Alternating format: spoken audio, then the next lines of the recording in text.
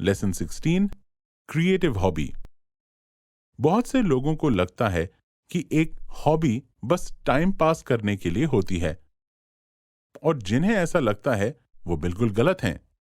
सबसे पहले तो मैं आपको बता दूं कि हॉबी एग्जैक्टली कहते किसे हैं।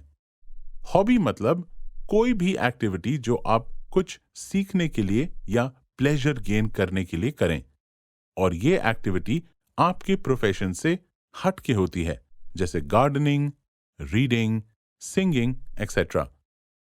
लेकिन ऑथर ये भी कहते हैं कि अगर हम अपनी हॉबीज को अच्छे से करें तो हो सकता है कि ये हॉबीज आपके लिए आपके प्रोफेशन से भी ज्यादा प्रोडक्टिव बन जाएं। चाणक्य हॉबीज को बहुत इंपॉर्टेंट मानते थे। उन्होंने किंग को भी कई सारी हॉबीज सजेस्ट की थीं, जैसे म्यूजिकल इंस्ट्रूमेंट्स को सुनना, स्विमिंग करना, हंटिंग करना एक्सेट्रा। और सिर्फ चाणक्य ही नहीं, बल्कि दुनिया के कई बड़े और सक्सेसफुल लोग हॉबीज में मानते हैं। जैसे फेमस इंडस्ट्रियलिस्ट J.R.D. टाटा को म्यूजिक सुनने का बहुत शौक था। The great nuclear scientist Homi Bhabha को पेंटिंग बहुत पसंद थी। एल्बर्ट आइंस्टाइन को पियानो बजाना बहुत पसंद था।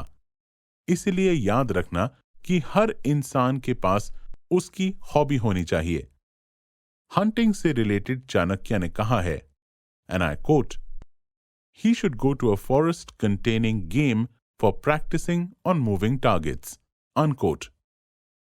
बहुत सी कंट्रीज ने हंटिंग बैन की हुई है, लेकिन यहां चाणक्य एनिमल्स को मारने के लिए नहीं कह रहे, बल्कि वो कह रहे हैं कि एक हिलते हुए टारगेट पे प्रैक्टिस करनी चाहिए।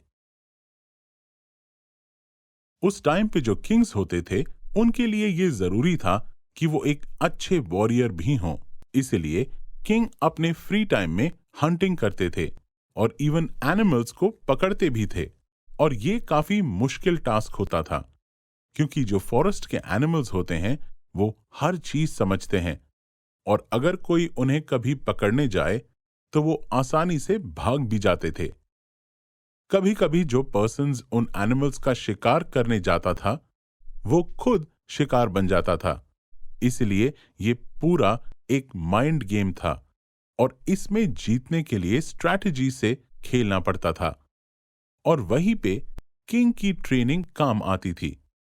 अब जो दूसरी हॉबीज हैं उनका भी ऐसा ही है। जैसे अगर आप गार्डनिंग कर रहे हो तो आपको सीजन्स के बारे में भी पढ़ना पड़ेगा, और ये जानना होगा कि डिफरेंट सीजन्स का उन प्लांट्स पे क्या असर होता है। इन शॉर्ट, आप जो भी हॉबी कर रहे हो आपको उसके बारे में पता होना चाहिए और उसके बारे में नॉलेज होनी चाहिए। तो अब तक आप समझ गए होंगे कि हॉबी एक सीरियस एक्टिविटी होती है, लेकिन यह एक्टिविटी आपको स्ट्रेस नहीं देती, इंस्टेड आपका स्ट्रेस दूर करती है। तो फ्रेंड्स, अब तक तो आपको पता चल ही गया होगा कि हॉबी एक बहुत ही सीरियस एक्टिविटी होती है, और इस सीरियस एक्टिविटी से पहले आपको ये बातें अपने माइंड में रखनी चाहिए। Number 1, it is important. सबसे पहले तो ये याद रखना कि हॉबीज होना बहुत इंपॉर्टेंट है, और हम सब की कोई ना कोई हॉबी होनी चाहिए। जैसे रीडिंग और राइटिंग हमें हमारी लाइफ की बहुत सी चीजों में हेल्प करती है। इसी तरह हमारी हॉबीज से भी हमें कई सारे स्किल्स सीखने को मिलते हैं।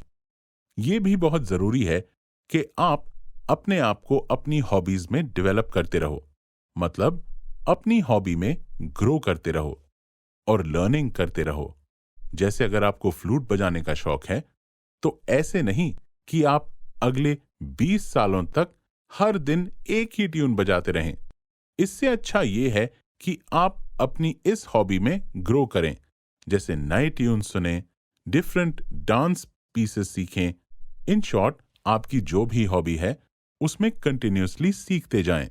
Number 2, it refines you. Hobbies करने से आपका माइंड भी बहुत शार्प होता है और आप में काफी इंप्रूवमेंट्स आती हैं। जैसे मान लो रीडिंग आपकी डेली हैबिट है। अब जैसे जैसे आप नई बुक्स पढ़ोगे, आपका माइंड वैसे ही शार्प होता जाएगा और आपको बुक्स की समझ आने लगेगी। आपको सिर्फ बुक को देखने से समझ आ जाएगा कि ये बुक अच्छी है या नहीं। और सिर्फ रीडिंग ही नहीं, बल्कि जो दूसरे फील्ड की हॉबीज हैं, उनसे भी आपका माइंड शार्प होगा और आपके अंदर इसी तरह से इंप्रूवमेंट्स आएंगी। Number 3, give it time regularly. Final चीज ये है कि आपको अपनी हॉबी को रेगुलरली टाइम देना है। मोस्टली लोग बचपन में तो अपनी हॉबीज को टाइम देते हैं, बट जब बड़े होते हैं तो भूल जाते हैं। इसलिए डेली अपनी हैबिट को फॉलो करो और उसमें अपना बेस्ट दो। क्या पता कि आप अपनी हॉबी में ही अपना करियर बना लो। और अगर करियर नहीं भी बनाना, तो ये याद रखना कि बिना हॉबीज के लाइफ बहुत ही डल और बोरिंग होती है। इसीलिए हॉबीज को टाइम दिया करो और ये याद रखना कि जब भी आप थोड़े डल फील करो, तो आपके पास हमेशा आपकी हॉबीज हैं जिन्हें आप कर सकते हो।